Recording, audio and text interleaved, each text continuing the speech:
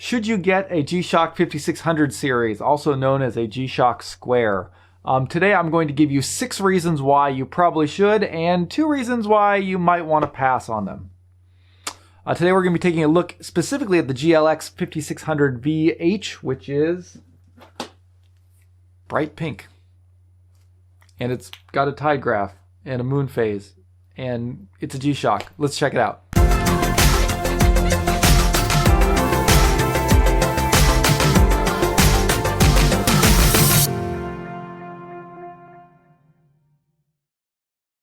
Hey guys, this is Dave. Welcome back to Just the Watch, and today we're going to be taking a look at, again, a 5600 series G-Shock, which is one of the most iconic series of G-Shocks.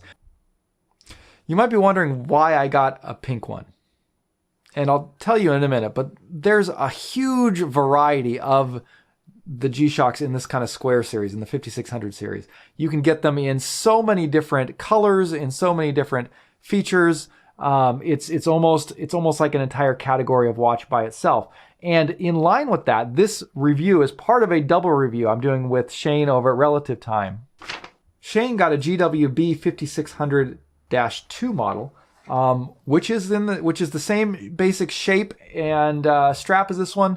Looks totally different features. And so after you're done checking out mine, make sure you go head over to his review and check out that one as well, because that'll help you to get, maybe a little bit of an idea of what some of the different G-Shock options are out there and what he thinks of the 5600 series, and specifically the one that he got. And kind of in line with that, the options that are out there, the variety of this model that is out there, is the first reason why I think you should consider one of these, because there is such a huge variety. I mean, there's really, I think, something for everyone. You can get it in, so many different colors and styles. Some of them look really kind of fun and colorful, like this one. Others will look very utilitarian, almost military-esque. So the GLX 5600 VH that we're looking at today, this is got the G-LIDE or Glide series. It's part of that subset of the 5600 series, which means that it has a tide graph and a moon phase on it. So it's really geared, I think, towards surfers is sort of the idea that this is for, but also probably be pretty good for fishermen as well. We'll be going over the features of that a little bit later as we go through the review. But that's reason number one. There are so many different options. There's bound to be one that is going to have the features that you want and the style and the colors that you're going to want. So you have a lot of options there. The second reason you might want to pick one of these up is the comfort. It's got a resin strap on it that's very pliable. It's very soft, very kind of smooth touch to it. Really great feel, and it's really light as well. So it feels really good on the wrist. Great set of dimensions for this one. I think some of the G-Shocks are really huge, and this one is not. It's relatively modest size as far as G-Shocks go. It is a digital watch, and I think you can kind of get away with slightly larger sizes on digital watches. It's not the same rules that you would follow for analog watches, but you're getting about a 45 millimeter across on the case. The lug to lug, if you could call that, is about 47 millimeters to where the strap actually starts officially. But you'll notice that the strap on this one kind of juts out some, which is part of the design of the G-Shock. So if you're measuring to the widest point where it doesn't bend, it actually is all the way up to, I think, 56 millimeters. 58 millimeters. So that is kind of wide, and but it drops down really quick. So I think even on smaller wrists, it still is going to fit pretty well and pretty comfortably. It's only 12. This one's also only 12 millimeters thick, which is actually really thin for a big digital watch like this. So it's very comfortable. It doesn't get in the way. And that's, I think, one of the main selling points of this particular series of the 5600s. It is very unobtrusive. It's very light. It's very comfortable. Really good set of dimensions. A lot more modest than some of the giant G-Shocks that are out there. All right, reason number 3 why you should pick one of these up. They are incredibly functional. So the base functions are very useful, but again, depending on which model you get, there's a lot of additional features that you can get on these. So let me run through just what the base functions on pretty much every G-Shock 5600 from the very cheapest one that you're going to get on this, okay? So you're going to get a backlight. You're going to get an electroluminescent backlight. You're going to get time. You're going to get date, which is going to have, basically a perpetual calendar on there. It's really good at keeping track of, the day of the week and all of that. And it'll do that without you having to adjust it every month. It knows which year it is and all that. You're going to get a stopwatch function, at least one alarm on it. Yeah, and those are your base functions. The other thing that you're going to get is a very readable screen. It's a nice, good size LCD screen on here that's easy to use. That's one of the things that I really appreciate about this one versus my Casio. The Casio's an Ani-Digi model. So it has the analog hands and then a really small digital display to access all of those features. And it's actually kind of a pain to use that small display to use the stopwatch and the the timer function and all of those. It takes a little bit more time to use. This one, since it's all screen, it's very easy to see it, to access it, to use it. So from a functionality standpoint, I think that something like this wins out over a lot of the analog digital models. Now, the additional features that this particular one has, again, this is part of the G-LIDE series, or Glide, I guess you would call it. And so the two main features that you're getting are the tide graph and the moon phase. So it's a little bit of a pain to set up the tide graph, but once you got it going, it's actually really cool. I live near the ocean, so it's really fun to be able to look on my wrist and to know, oh, is the tide receding or rising? And if I were into fishing or surfing or something like that, that would be really useful. But even just, going to the beach with the kids, it's kind of fun to know, whether the tide's coming in or going out, and just to kind of have that on there. This is also the first watch I've had that has a moon phase on it. So here's my first moon phase watch here. Pretty cool. And so that's kind of fun too, to know whether there's going to be a full moon coming. Because every once in a while, I do like to do some like astrophotography and things like that. Very amateurish, but so it's good to know that as well. And then this one has some other functions on it that, again, are beyond the typical base model ones. It does have a world time feature, which I love. I love being able to keep track of a second time zone. I live in Japan. My friends and family are in California, where I'm from originally. So this is nice to be able to have this to quickly see whether it's a good time to try and talk to them or not. But it has a feature where basically the light will turn on itself. So if you just kind of go like this, the light will flip on and turn on, and then you can read it without having to push the button, which is nice to fumble around in the dark. So tons of useful features in here. And this one, again, being part of the G-LIDE series, really kind of cool with the tide graph and the moon phase if you live near the ocean. All right, reason number 4 why you should consider picking one of these up. It's a G-Shock and it's basically indestructible. I mean, pretty much realistically, the only way you're going to break one of these is if you try to break one of those. And no one does that with their watches, right? You don't buy a watch to try and break it. These things are rated to be able to withstand a 10-meter drop, which is basically like dropping it off your house. I've seen people, videos of people doing it from much higher, and it still survives fine. It has a very, thick reinforced case and bezel in here, which is meant to withstand an immense amount of pressure. The band itself is part of the design. So you see that the way that the band is designed to drop like that, it never opens up flat, which means that it protects the back of the watch, which is one of the weaker points. So basically, if you're just dropping it, it can never hit the ground. The back of the case can't hit the ground because of the way the strap is designed. So they've done so much to ruggedize these things. And again, they're the kind of thing that you basically can't break unless you're really trying to. And that kind of brings us to the reason why I bought the pink one. This was the cheapest one they had on Amazon in Japan, but really I was just going for the bottom of the budget because I came up with a real world practical stress test for this that is going to be a future video. And that is, like I said, the only way you can break these is if you try to, which nobody in their right mind is going to do.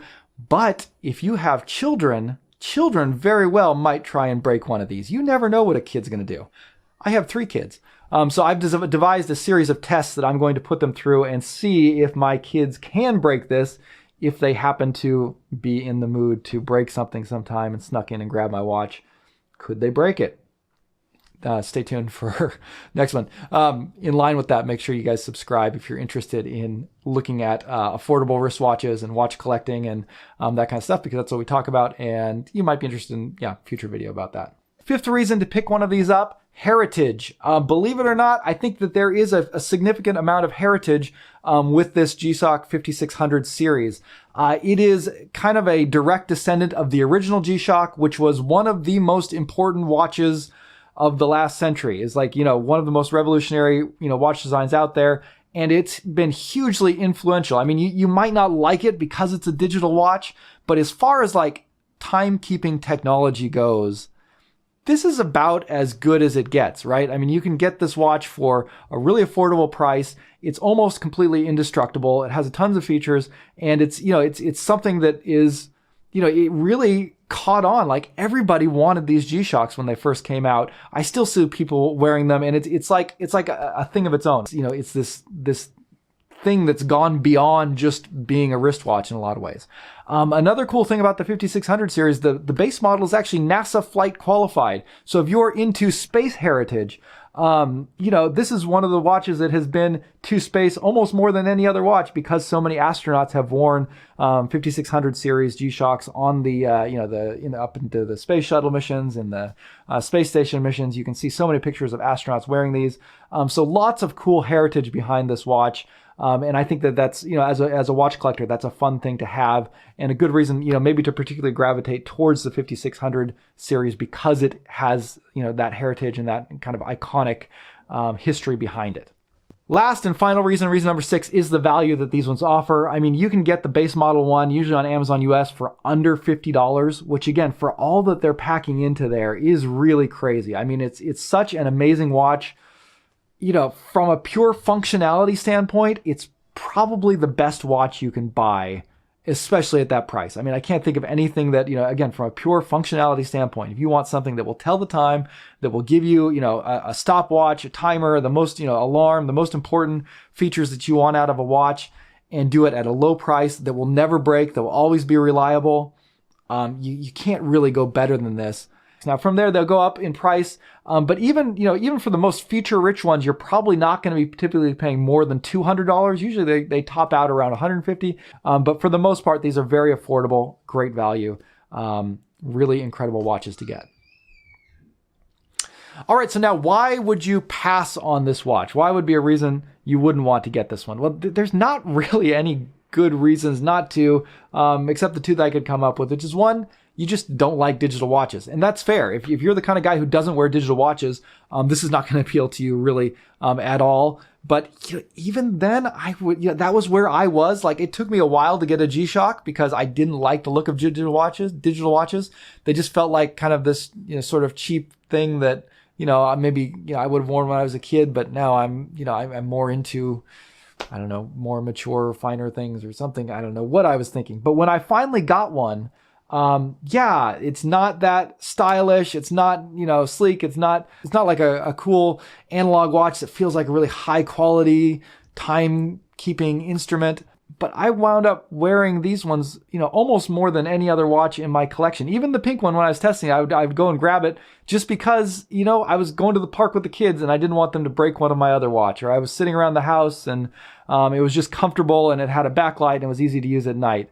Or I was out doing yard work, and it was just so many times where I just felt more comfortable grabbing that thing because I knew it could take anything I could throw at it. Whereas I had nicer watches that I just, I didn't want to feel like getting them broken that day because I was doing something that might break them.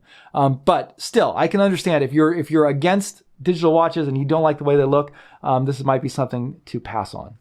And that's the second reason, is maybe you are into digital watches, but you just don't like the DW5600 look. You don't like that square G-Shock look. And, in that case, I would say check out some other G-Shocks because they have a pretty wide variety. Some of them look cooler than others. This one, I think, has a very retro feel to it. Again, it's a very classic look, but it is a very dated look. But it's, again, I think it's a look that has become iconic and sort of transcends the era. I mean, you can look at it and you can tell that it was, created in like the late 80s, early 90s is where its heritage and roots comes from. It definitely takes you back to that when you see it. But again, because it's such an iconic thing, I don't think people really bat an eye when they see it anymore. It's just a G-Shock, and that's fine.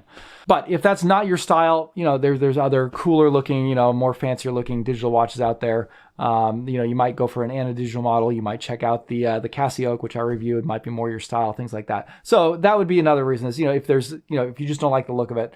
But other than those two reasons, I can't think of any reason why you wouldn't want to get one of these 5600 watches. And so, I mean, like if I'm trying to think up any kind of a watch collection, it's always going to be like something like this at the base. You get a base model DW5600 and then some watches that you really like and don't want to break. And yeah, then you can have one watch that you can grab no matter what, and it's ready to go. It's going to take anything. You're not really going to care if it gets scratched or, scuffed up a little bit. That's fine. I think it's just a great thing to have in your collection. So that will wrap it up for today. Thank you guys for watching. Let me know what you think. If you guys have any of you, what's your favorite G-Shock Square? What's your favorite features that you can get out of there? And stay tuned because I'm going to see if my kids can break this one later on. Anyways, that'll wrap it up for today. We'll talk to you later. Bye.